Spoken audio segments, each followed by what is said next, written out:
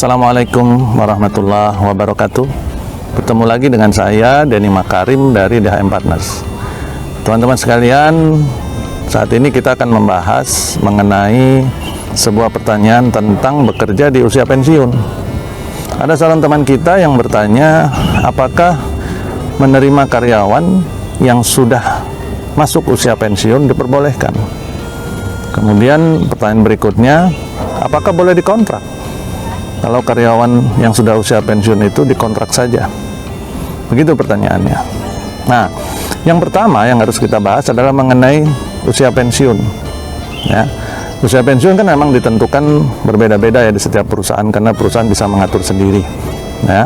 Nah, yang berikutnya adalah mengenai usia maksimal bekerja.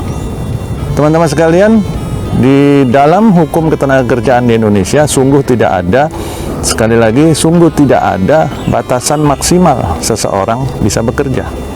Yang ada itu batasan minimal, yaitu 18 tahun. Kalau di bawah 18 tahun nggak boleh, tapi kalau maksimal itu nggak ada.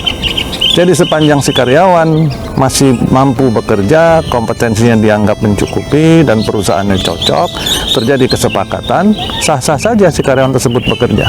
Ya, sehingga usianya bisa bebas meskipun dia sudah berada di usia pensiun di perusahaan tersebut. Misalkan di perusahaan tersebut usia pensiunnya 60, si karyawan itu sudah 61 tahun, kemudian dia diterima bekerja di sana. Apakah itu salah? Tidak salah. Ya. Nah, berikutnya baru kita membahas tentang status hubungan kerjanya. Apakah boleh dikontrak atau harus permanen? Nah, untuk menjawab pertanyaan yang kedua ini, maka kita harus tahu dulu jenis pekerjaannya apa. Ya, kita tidak bisa langsung menjawab bahwa seseorang itu harus dikontrak atau harus dipermanen berdasarkan usia. Bukan itu parameternya. Parameternya untuk menentukan seseorang boleh dikontrak atau harus permanen adalah berdasarkan jenis pekerjaannya. Ya. Maka apabila jenis pekerjaannya masuk dalam kategori yang sementara sifatnya, tentu diperbolehkan untuk PKWT atau kontrak. Tapi sebaliknya, apabila pekerjaannya itu tidak masuk dalam kategori sementara sifatnya, maka menjadi PKWT atau kontrak adalah hal yang terlarang. Contohnya apa?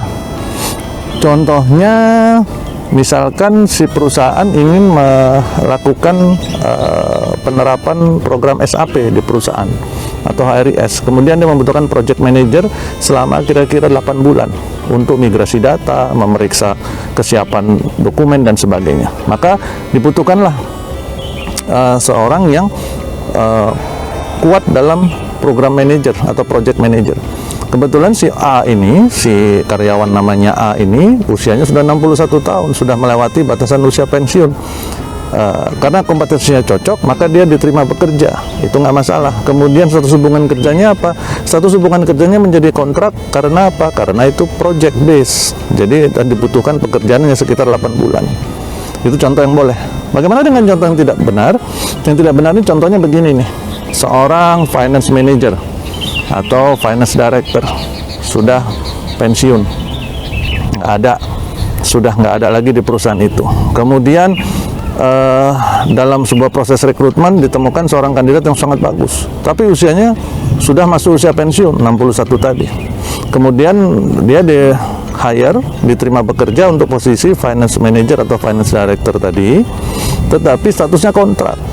Nah, pekerjaan finance di perusahaan, apalagi head itu tadi ya, manager atau director, itu sungguh bukanlah pekerjaan yang sementara sifatnya. Pekerjaan finance itu akan selalu ada sampai perusahaan itu bubar. Maka keadaan yang kedua tadi adalah contoh keadaan yang terlarang. Demikian ya teman-teman, supaya kita bisa lebih paham dan berhati-hati dalam melangkah. Semoga bermanfaat. Saya Denny Makarim dari DHM Partners. Assalamualaikum warahmatullahi wabarakatuh.